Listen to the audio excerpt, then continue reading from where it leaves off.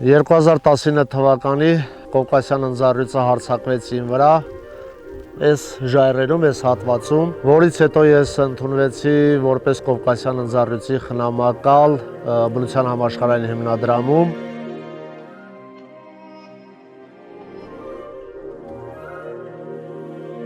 Բնության համաշխարհային հիմնադրամի եւ ՌԶԳ-ի ծրագրերի հովանու ներքո ունեցանք մենք այս տնակները ու գնալով կավելացնենք։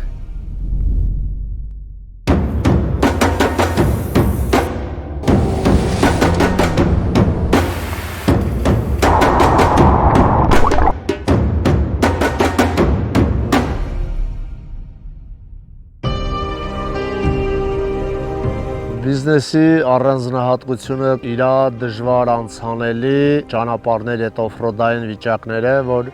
ոչ բոլորին է հասանելի, ձիավարությունը, ոտքով արշավները, որ կարան եւ ոտքով, եւ ձիերով, եւ մեքենաներով հասանելի տուրեր լինեն, եւ ինչպես նաեւ 1700-ական թվականներին Օկոն եղել է բնակատեղի։ Հիմնականը եկել է դրանից, որ հենց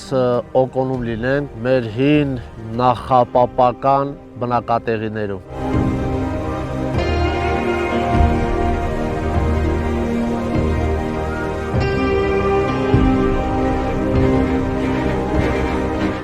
Ես ուրախ եմ, որ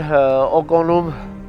կա նման վայր, որի շնորհիվ զբոսաշրջիկները ծանոթանում են մեր Հայաստանի սարերի, ձորերի մի փուչուր հատվածին եւ շատ ուրախ ենք, որ կազմում ենք մեր Հայաստանի ներկայացնելու մի փուչուր մասնիկը։